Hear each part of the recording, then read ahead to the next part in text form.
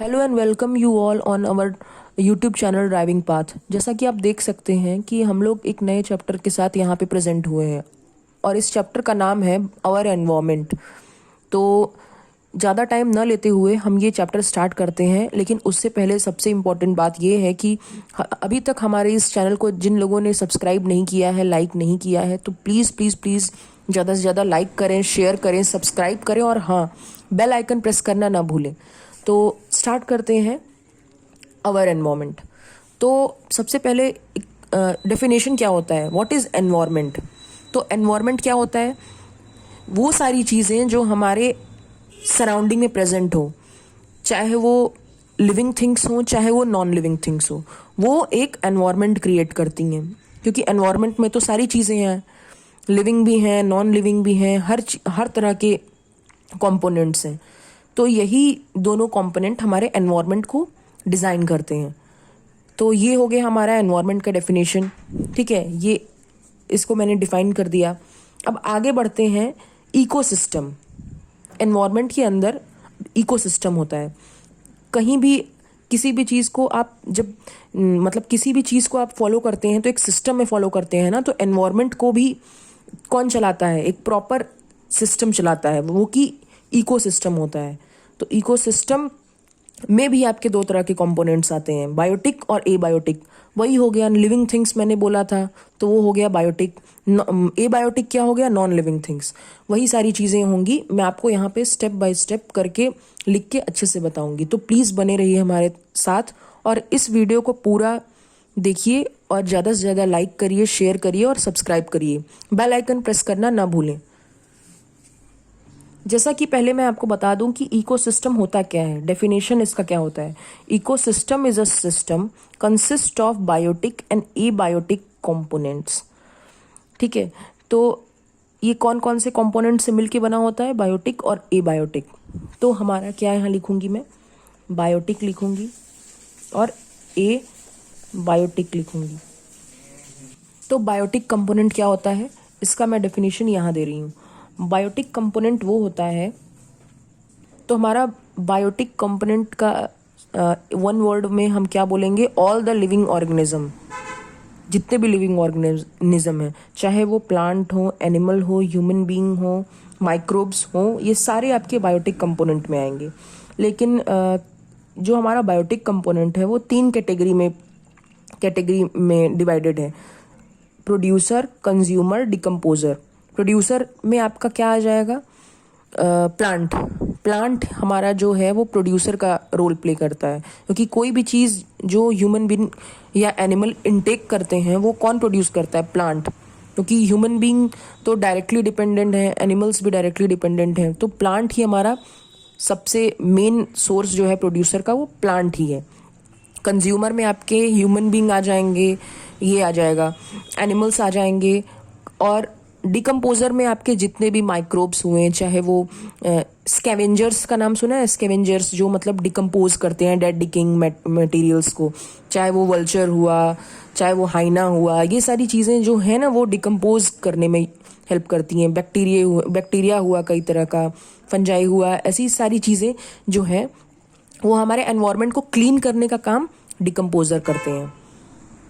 तो यहाँ पे मैंने लिख दिया है बायोटिक और एबायोटिक, मैंने बता भी दिया। और इसके पार्ट्स क्या होते हैं, पार्ट्स आपको मैं यहाँ लिख के बता रही हूँ। अभी मैंने इसका डेफिनेशन बोल दिया है, अब यहाँ लिख दे रही हूँ। Producer, consumer, decomposer. तो प्रोड्यूसर आपका क्या हो गया, बेस्ट एग्जाम्पल है प्लांट।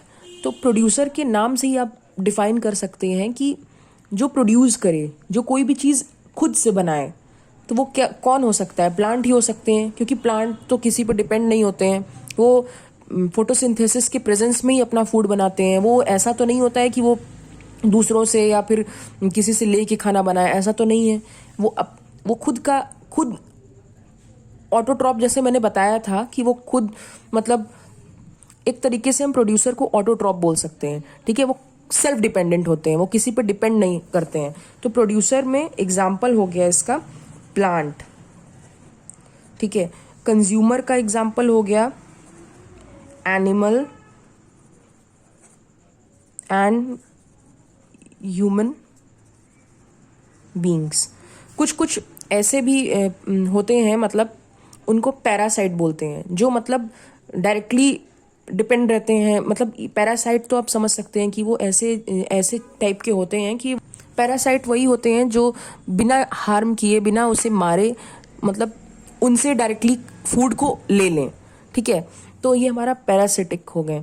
तो कंज्यूमर का मैंने यहाँ बताया ही था कि एनिमल्स ह्यूमन बीइंग होते हैं। ये सारे एग्जाम्पल्स आपके कंज्यूमर में आएंगे। कंज्यूमर यही होता है कि मतलब ये लोग प्लांट्स से मतलब फूड इनटेक करते हैं, प्लांट को ही यूज़ करके ये लोग अपना कोई भी चीज़ मतलब खाते पीते हैं।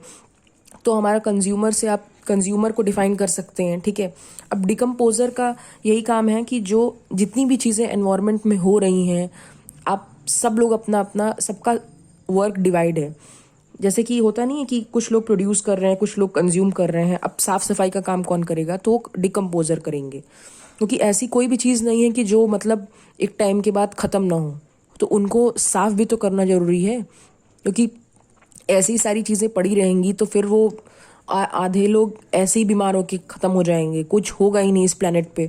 तो डिकम्पोजर का मेन रोल यही है कि ये क्लीननेस के लिए काम करते हैं, स्कैवेंजर्स टाइप, कि डेड डिकेइंग मैटर्स या फिर dead decaying plants, animal waste, इन सबको कौन हटाएगा?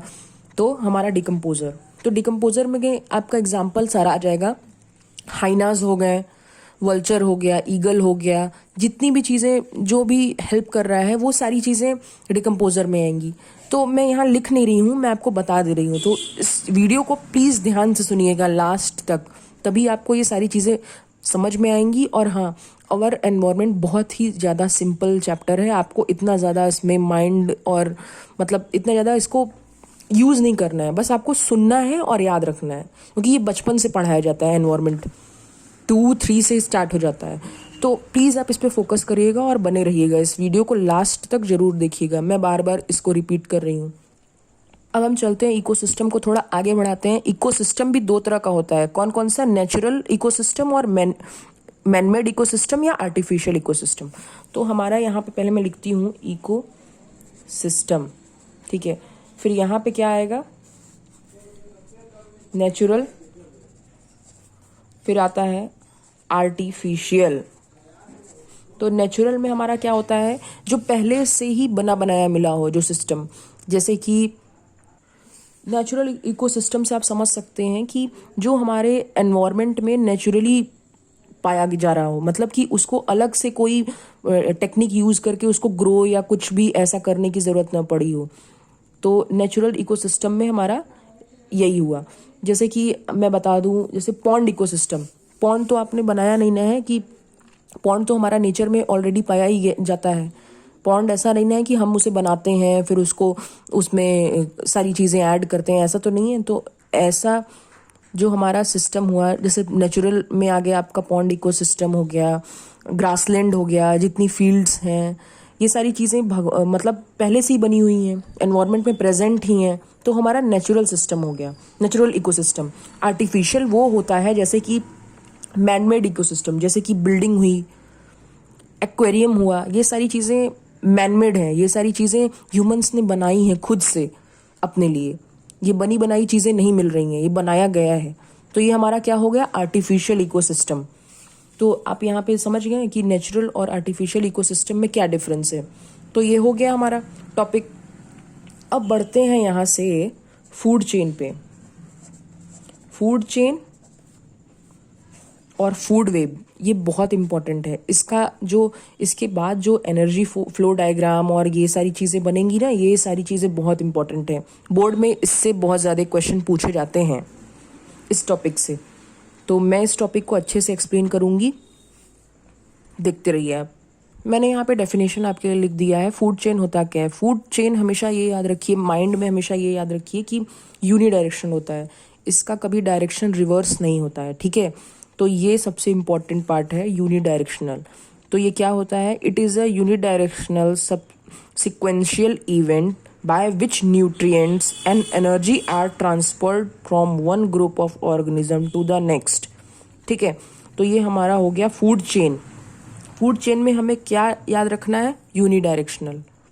इसमें हम क्या करते हैं, यूनिडायरेक्शनल सिक्वेंशियल इवेंट है, मतलब एक सीक्वेंस फॉलो करता है, ये नहीं कि कहीं से भी कुछ भी फॉलो होने लगेगा, एक स्टेप फॉलो करता है, वो स्टेप बाय स्टेप होता है इसमें जो भी प्रोसेस होता है। जैसे मैं एग्जांपल दे रही हूँ आपको, जैसे ये प्लांट है, ठीक है, मान लीजिए ये प्लांट है, प्लांट को कौन खाएगा, प्लांट को कोई हर्बीवोरस खाएगा। हर्बीवोरस में आप ले लीजिए डियर, ठीक है, मैं डियर बनाना तो नहीं आता मुझे, लेकिन मैं बना दे रही हूँ, ठीक है। ये डियर हो गया, डियर का ऐसा सींग विंग होता है, तो ये डियर हो गया, ठीक है। डियर को कौन खाएगा, कोई कार्निवोरस एनिमल खाएगा, वो क्या हो गया, टाइगर, तो हमारा ये टाइगर हो गया, ठीक है। तो यहाँ पे मैं लिख दे रही हूँ प्लांट, मैंने ऐसे सिंबल बना दिया, लेकिन यहाँ पे मैं अच्छे से बता रही हूँ, प्लांट, प्लांट को कौन खाएगा, डियर या गोट या कोई भी, लेकिन जंगल में तो डियर ही मिलेगा ना, गोट तो मिलेगी नहीं। तो प्लांट, डियर और टाइगर, ये क्या एक सीक्वेंस फॉलो कर रहे हैं, देखिए ये सीक्वेंस फॉलो कर रहे हैं। तो ये हमारा एग्जाम्पल हो गया फूड चेन का, एक स्टेप चल रहा है ना, कि प्लांट, प्लांट को कौन खाएगा, डियर, डियर को कौन खाएगा, टाइगर। तो अब देखिए आप, जैसे यहाँ पे मान लीजिए ऐसा भी होता है, जैसे मान लीजिए मैं पॉन्ड इकोसिस्टम की बात बताऊं, तो जैसे जैसे ये पॉन्ड है, पॉन्ड में छोटी मछलियां रहेंगी, ठीक है, स्मॉल फिश, स्मॉल फिश को कौन खाएगा, बिग फिश।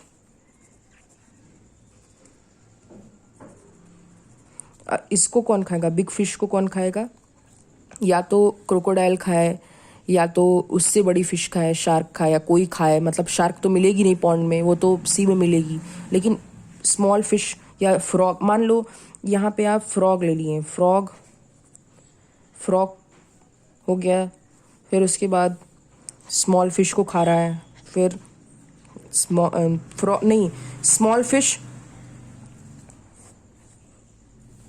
ठीक है।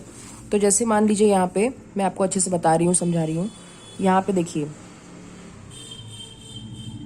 ये है आपका, जैसे आप छोड़िए, एक एग्जाम्पल अच्छे से समझा रही हूँ, जैसे कि यहाँ पे हो गया, मान लीजिए ग्रास है, ठीक है, ग्रास को कौन खाया, ग्रास होपर, होपर खा रहा है, फिर ग्रास होपर को कौन खाएगा, फ्रॉग, ठीक है, फिर फ्रॉग को कौन खाएगा, स्नेक, स्नेक, फिर स्नेक को कौन खाएगा, कोई भी बर्ड, जैसे वल्चर हुई, वल्चर, ईगल हुई, ये सारे, ये कौन खाएगा, स्नेक को। तो ये एक क्या फॉलो कर रहे हैं, एक सीक्वेंस फॉलो कर रहे हैं, और इनका डायरेक्शन यूनी डायरेक्शनल है। ऐसा तो नहीं है कि वल्चर को स्नेक खा जाएगा, स्नेक को फ्रॉग खा जाएगा, ऐसा नहीं है, कभी भी रिवर्स नहीं होगा, ये हमेशा एक यूनी डायरेक्शनल होता है और एक सीक्वेंस फॉलो करता है, जिसमें कि हमारी एनर्जी और न्यूट्रिएंट्स ट्रांसफ़र होते हैं एक ग्रुप से दूसरे ग्रुप में, ठीक है। तो ये हमारा हो गया फूड चेन, आपको समझ में आ गया। तो ऐसे ही पॉन्ड इकोसिस्टम में भी यही सारी चीज़ें होती हैं कि छोटी छोटी मछलियाँ होती हैं या छोटे छोटे कीड़े होते हैं, उन्हें छोटी मछलियाँ खाती हैं, फिर छोटी मछलियों को कौन खाता है, उससे बड़ी मछली खाएगी, फिर उससे बड़ी मछलियों को कौन खाएगा, उससे बड़ी मछली। तो ये सारी चीज़ें चलती रहती हैं, एक ये नेचुरल प्रोसेस है, इसमें हर एक इंसान एक दूसरे पर डिपेंडेंट है, ठीक है। तो अब आगे बढ़ते हैं, फूड वेब पे आते हैं। जैसा कि मैंने आपको बताया कि हर एक इंसान एक दूसरे पे इंटरडिपेंडेंट है, तो यही चीज़ें होती हैं फूड वेब में। फूड वेब को भी, फूड वेब में भी यही सारी प्रोसेस होती हैं। फूड वेब को ही, इसका डेफिनेशन ही यही है कि inter connected food chain in a particular ecosystem forms a network or web like structure। मैंने पहले ही बोला था कि इंटरकनेक्टेड, इंटरडिपेंडेंट, तो ये सारी चीज़ें एक दूसरे से जुड़ी हुई हैं, इसको वो खाएगा, उसको ये खाएगा, तभी तभी हमारा एक वेब नहीं होता, ऐसे मकड़ियों का जाला टाइप का जाल, उसी को यहाँ पे, मतलब इसी एग्जाम्पल दे रही हूँ कि ऐसे ही वेब का मतलब ये हो गया कि ये सारी चीज़ें एक दूसरे से कनेक्टेड होती हैं। वेब को आपने देखा होगा कि वो कैसे कैसे एक दूसरे से कनेक्टेड रहती हैं, जाला कैसे कनेक्टेड रहता है। तो ये एक तरीके से आप फूड वेब को अच्छे से समझ गए हैं, एक नॉर्मल लैंग्वेज में और एक जो हमारा एक डेफिनेशन होना चाहिए प्रॉपर स्टैंडर्ड, तो ये हमारा एक स्टैंडर्ड डेफिनेशन हो गया। ठीक है, तो फूड वेब आपको समझ में आ गया, फूड चेन समझ में आ गया, टाइप्स ऑफ इकोसिस्टम कौन कौन से टाइप्स के होते हैं, और इकोसिस्टम में बायोटिक एबायोटिक कंपोनेंट होते हैं, बायोटिक कंपोनेंट कितने टाइप्स के होते हैं ये पता चल गया। तो अब हम यहाँ से आगे बढ़ते हैं, आते हैं आगे देखते हैं। ठीक है, तो स्टार्ट करते हैं एनर्जी फ्लो से। एनर्जी फ्लो में मैंने यहाँ लिख दिया है, और ये भी यूनिडायरेक्शनल होता है। ठीक है, तो ये याद रखना है। ठीक है, तो सबसे पहले कहाँ से स्टार्ट होता है हमारा producer. Producer primary consumer, secondary consumer and tertiary consumer. तो इसका जो मतलब एक प्रॉपर वो नहीं होता है सीक्वेंस, अगर आपको इससे समझ में आ रहा है तो ठीक है, लेकिन एनसीईआरटी में भी आपका ये जो एनर्जी फ्लो है ट्रॉपिक लेवल इसको बोलते हैं। ठीक है, ये ट्रॉपिक लेवल है हमारा। तो क्या बोलेंगे, ट्रॉपिक लेवल डायग्राम, ये बहुत इंपॉर्टेंट है। ठीक है, ये बहुत अच्छे से बना हुआ है और आप वहाँ भी देख सकते हैं। ठीक है, रेफर कर सकते हैं एनसीईआरटी बुक। तो मैं आपको यहाँ पे स्टेप बाय स्टेप बताते हुए और समझाते हुए चलूँगी। तो हमारा प्रोड्यूसर स्टार्ट होता है, पहला है। तो इसमें क्या होता है कि जो हमारा ग्रीन प्लांट है, the green plant in terrestrial ecosystem capture about 1% of energy of sunlight that falls on their leaves and convert it into food energy। इसका मतलब ये हुआ कि जो ये पहला पार्ट स्टार्ट होता है ना प्रोड्यूसर वाला, प्रोड्यूसर मतलब प्लांट, प्लांट से आप समझ सकते हैं कि वो कैसे फूड प्रिपेयर करेगा in the presence of sunlight. ठीक है, तो हमारा मेन रोल स्टार्ट होता है कि it start with solar energy. ठीक है, पहला स्टेप सोलर एनर्जी फॉलो करेगा। ठीक है, फिर उसके बाद क्या होगा, सेकंड में ये होगा, मैं यहां लिख देती हूं। ठीक है, द ग्रीन प्लांट्स इन अ, मैंने यहाँ तो आप देख सकते हैं मैंने यहाँ पे वो लिख दिया वो पॉइंट। ठीक है, ये हमारा फर्स्ट पॉइंट हो जाएगा, और इसको वन वर्ड में आप लिख सकते हैं कि it start with solar energy. तो मैंने लिख दिया यहाँ पे। अब सेकंड पॉइंट हमारा ये है, सेकंड पॉइंट ये है कि जब ये प्रोड्यूसर में हमारे ग्रीन प्लांट हो गए। ठीक है, और वो उन्होंने फूड प्रिपेयर भी कर लिया। ठीक है, तो अब सेकंड पॉइंट में ये आएगा, when green plant are eaten, जब इन ग्रीन प्लांट को हम खाते हैं, ईटन बाय प्राइमरी कंज्यूमर, जैसा कि मैंने ट्रॉपिक लेवल में बनाया था कि प्रोड्यूसर के ऊपर क्या है, प्राइमरी कंज्यूमर है। तो आप सुनिए, when green plants are eaten by primary consumer, a great deal of energy is lost as heat to the environment. Some amount goes into digestion and in doing work, and the rest goes toward growth and reproduction. An average of 10% of the food eaten is turned into its own body and made available for next level of consumer। इसका मतलब ये हुआ कि जो हमारा ये producer है, वो एब्जॉर्ब, पहले फर्स्ट पॉइंट को मैं फिर से समझाती हूँ। ठीक है, जो हमारा ये जो प्रोड्यूसर है वो एब्जॉर्ब करता है सोलर एनर्जी को, and this transfer to different trophic level in form of nutrients. ठीक है, ये सारी चीजें हमारे किस फॉर्म में ट्रांसफर होंगी, न्यूट्रिएंट्स के फॉर्म में। तो यही वो सेकंड वाला पॉइंट बोल भी रहा है कि किस चीज़ में हमें मिलेंगी, डाइजेशन में थोड़ा सा जाएगा एनर्जी, थोड़ा सा इधर लॉस्ट होगा, तो जो हमारा 10% जो एनर्जी बचेगा ना, वही हमारा नेक्स्ट लेवल में जाएगा। ठीक है, यहाँ पे लिखा भी हुआ है, एनसीईआरटी में एक जगह लिखा भी हुआ था कि only 10% of energy is transfer from one trophic level to another trophic level. ठीक है, और रेस्ट 90% हमारा इन्हीं सारी चीज़ों में लॉस्ट हो जाता है। ठीक, समझ में आ गया। तो अब आगे बढ़ते हैं कि पहले ही मैंने बता दिया था कि ये यूनिडायरेक्शनल होता है, तो आप यहाँ थर्ड पॉइंट में आप ये लिख सकते हैं कि it is unidirectional, it is also unidirectional. और फोर्थ पॉइंट में आप लिख सकते हैं कि अकॉर्डिंग टू 10% लॉ, ये 10% लॉ है, मैंने अभी बोला था कि according to 10% law only 10% energy is transferred to the next tropic level and rest 90% is used by the existing tropic level। मैंने इसको पहले ही कंक्लूड किया था। ठीक है, तो ये बहुत इंपॉर्टेंट है, ये याद रखिएगा। और लिखिएगा एग्जाम में, ठीक है। This 10% energy transferred in chemical energy, जो ये 10% एनर्जी हमें नेक्स्ट टॉपिक लेवल में जा रही है ना, वो फिर क्या होगी, ट्रांसफर होगी केमिकल एनर्जी में। वो फिर अगले वाले को ट्रांसफर करेगी 90% यूज करके, फिर 10%, 10%, ऐसे ही ये सारी एनर्जीज एक दूसरे को ट्रांसफर करते रहते हैं, ठीक है। तो ये हमारा हो गया energy level, energy flow diagram मैंने बता दिया, ट्रॉपिक लेवल्स बता दिया। अब आते हैं नेक्स्ट टॉपिक पे, ठीक है।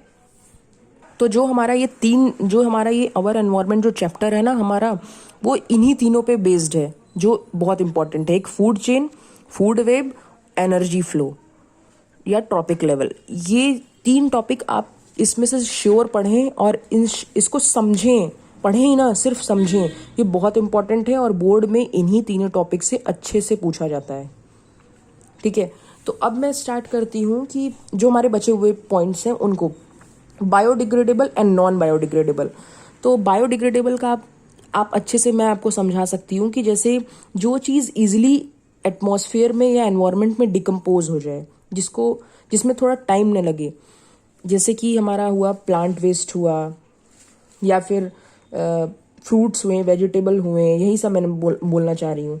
जो फ्लावर्स हुआ, जो भी मतलब नेचुरली डिकम्पोज हो जाए, उसमें ज़्यादा टाइम न लगे टाइम के साथ साथ। और नॉन बायोडिग्रेडेबल वेस्ट में आपका जो मतलब इजीली डिकम्पोज ना हो, वो आर्टिफिशियली बनाया गया हो, जैसे प्लास्टिक हुआ, और जितनी भी मतलब पॉलीथीन बैग हुई, प्लास्टिक हुई, ग्लास हुआ, इलेक्ट्रॉनिक गैजेट हुआ, ये सारी चीज़ें क्या हुई हमारी, नॉन बायोडिग्रेडेबल, जो कि ऐसी प्रोडक्ट्स जो डिग्रेड ना हो एटमॉस्फेयर में या एनवायरनमेंट में, वो क्या होंगी, नॉन बायोडिग्रेडेबल, ठीक है। तो ये हमारी चीज़ें हो गई, मैंने बता दिया डेफिनेशन, बायोडिग्रेडेबल क्या होता है और नॉन बायोडिग्रेडेबल क्या होता है। अब ये दोनों चीज़ें क्या होती हैं, वेस्ट होती हैं। बायोडिग्रेडेबल वेस्ट इसको हम बोल सकते हैं, और नॉन बायोडिग्रेडेबल वेस्ट, ठीक है। तो ये आपको मैंने इसमें बता दिया है। आप इन सारी चीज़ों को जो मैं बोल रही हूँ उसको आप याद कर लीजिएगा, और सुन के याद करना बहुत ज़्यादा इंपॉर्टेंट होता है, क्योंकि लिख के आप, अभी मैं लिख के बता दूंगी, आप देखेंगे वीडियो फिर भूल जाएंगे, लेकिन सुनेंगे इस चीज़ को 10 बार तो आपको याद रहेगा, माइंड में ये सेट हो जाएगा। अब आते हैं डिस्पोजेबल मेथड। अभी मैंने वेस्ट के बारे में बता दिया, अब इस वेस्ट को डिस्पोज भी तो करना होता है। तो गार्बेज में ये सारी चीज़ें आती हैं। गार्बेज होता क्या है, वेस्ट प्रोडक्ट, जितने भी डिस्कार्ड किए जाते हैं थिंग्स, चाहे वो हाउस होल्ड वर्क के लिए हों, चाहे वो हॉस्पिटल के हों, चाहे वो इंडस्ट्री के हों, चाहे वो फैक्ट्रीज के हों, चाहे वो एग्रीकल्चर फील्ड के हों, ये सारी चीज़ें जितनी भी वेस्ट निकल रहे हैं उनको हम गार्बेज बोलेंगे। और गार्बेज को फिर कैसे डिस्पोज किया जाता है उसके भी मेथड्स हैं, उसकी भी चीज़ें हैं। तो ये सारी चीज़ें जो हमारा गार्बेज है और ओजोन लेयर डिप्लेशन, ये सारी चीज़ें ह्यूमन एक्टिविटीज़ में आती हैं, ठीक है। तो ह्यूमन क्या क्या चीज़ें कर रहा है जिससे हमारा एटमॉस्फेयर या हमारा एनवायरनमेंट इफेक्ट हो रहा है, तो ये सारी चीज़ें मैं आपको इसमें बताऊंगी। तो पहले है हमारा इफेक्ट ऑफ ह्यूमन एक्टिविटीज़। तो ह्यूमन एक्टिविटीज़ में क्या क्या होती हैं, ह्यूमन एक्टिविटीज़ में आप समझ सकते हैं कि लैंड को हम लोग मतलब धीरे धीरे, मतलब डिफॉरेस्टेशन इतना ज़्यादा बढ़ गया है कि हम लोग डिफॉरेस्टेशन कर करके सारी चीज़ें, बिल्डिंग, फैक्ट्री सेटअप कर रहे हैं, जिसकी वजह से बहुत सारा प्रॉब्लम्स हो रहा है एनवायरनमेंट में, चाहे वो एयर पोल्यूशन हो, वाटर पोल्यूशन हो, या कुछ भी हो, सारी चीज़ें हो रही हैं। बहुत एनवायरनमेंट को हमारे बहुत ज़्यादा इफेक्ट पड़ रहा है, जिससे आप समझ सकते हैं कि ग्लोबल वार्मिंग कितनी ज़्यादा बढ़ गई है। अभी आप देख रहे हैं कोरोना का इम्पैक्ट इतना बुरा हो गया है।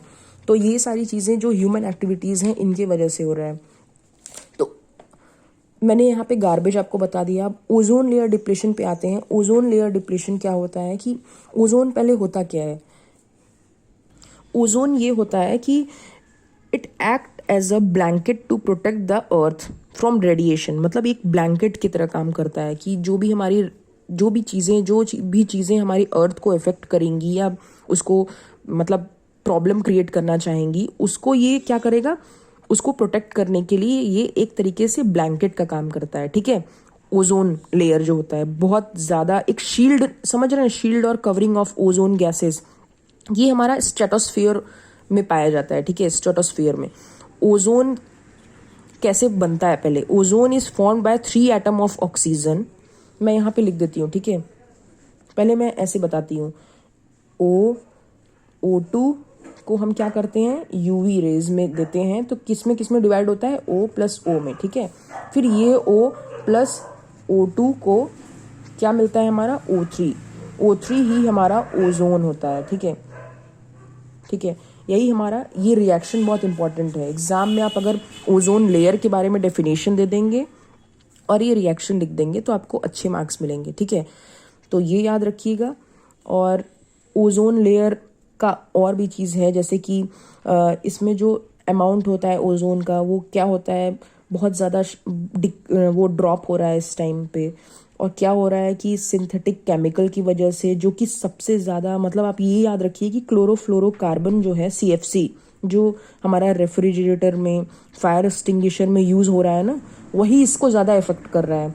जैसे CFC हमारा, इसका मतलब आप ये कोई 1987 में United Nation Environment Programme UNEP, ठीक है, वो सक्सीड किया था in forging an agreement to freeze CFC production at 1986 level, ठीक है। ये हमारा जनरल नॉलेज का क्वेश्चन है और आपको ये NCERT में भी मिल जाएगा, ठीक है। तो ये जो अब मैं आपको बता दूं कि मेनली क्या, कौन अफेक्ट कर रहा है ओजोन लेयर को, CFC, ये याद रखिए, क्लोरोफ्लोरोकार्बन, जो कहाँ पाया जाता है, रेफ्रिजरेटर में, फायर एक्सटिंग्विशर में, इन सारी जगहों पे ये पाया जाता है। और ये हमारे ओजोन को लेयर को डिप्लीट कर रहा है। और ओजोन लेयर का रिएक्शन ये हुआ। ओजोन लेयर का काम क्या है, ये शील्ड और एक कवरिंग और एक ब्लैंकेट की तरह वर्क करता है, जो कि अर्थ को प्रोटेक्ट करता है रेडिएशन से, ठीक है। ओजोन लेयर खत्म हो गया। और हाँ, एक पॉइंट स्किप हो गया है, इम्पॉर्टेंट पॉइंट है, बायोमैग्निफिकेशन। तो बायोमैग्निफिकेशन होता क्या, इसको हम मतलब ये पॉइंट मेरा छूट गया था, ठीक है। तो बायोमैग्निफिकेशन बोलते हैं, फिकेशन ये, या बायोलॉजिकल मैग्निफिकेशन, दोनों एक ही चीज़ है, ठीक है।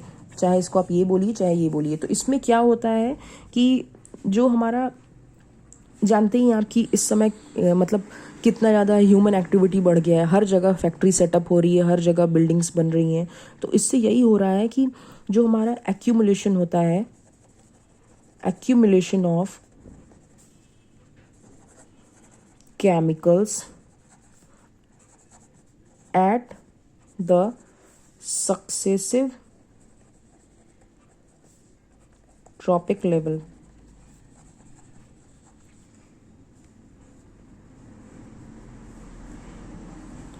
जो हमारा सक्सेसिव ट्रॉपिक लेवल है, उस पर इतना ज़्यादा केमिकल्स और इन सब का रिएक्शन हो रहा है, जिसकी वजह से इतना ज़्यादा बढ़ गया है कि वो सारी चीज़ें हमारे ये जो ट्रॉपिक लेवल है डिफरेंट, उनको बहुत ज़्यादा इफेक्ट कर रही हैं। सबसे ज़्यादा ये किसको इफेक्ट कर रही हैं, सक्सेसिव ट्रॉपिक लेवल को, ठीक है।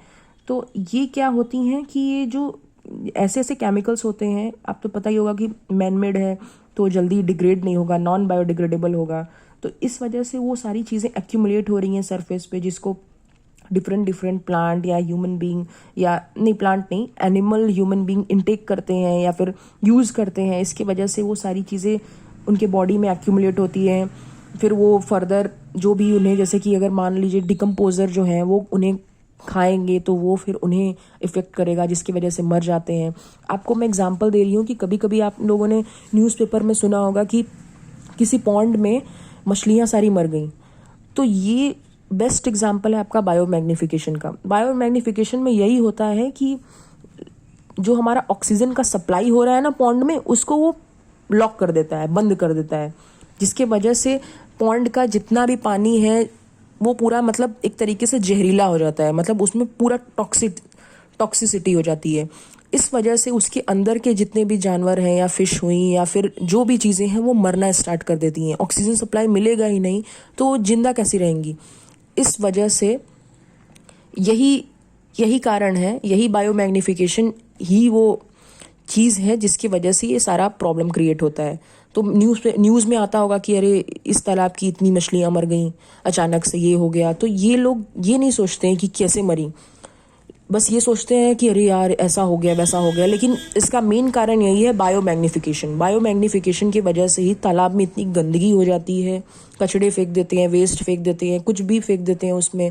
इस वजह से लोगों को अब मना किया जा रहा है कि तालाब हुआ या फिर आपकी लेक्स हुए उनको गंदा ना करें।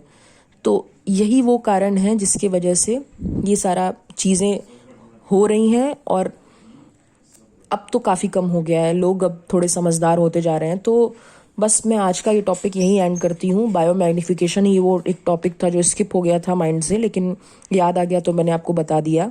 आज का ये पूरा चैप्टर यहीं ख़त्म होता है, अवर एनवायरनमेंट पूरा मैंने कंप्लीट कर दिया इस लेक्चर में। तो इस लेक्चर को प्लीज़ पूरा देखिएगा, प्लीज़ ध्यान से पढ़िएगा। और हाँ, अभी तक हमारे इस चैनल को जिन लोगों ने नहीं सब्सक्राइब किया है, लाइक नहीं किया है, शेयर नहीं किया है, तो प्लीज़ इसे ज़्यादा से ज़्यादा शेयर करें अपने फ्रेंड्स में, अपने रिलेटिव्स में, और हमारे चैनल को प्लीज़ सपोर्ट करें और पूरा टॉपिक पढ़ें। और all the best for your exam. Thank you.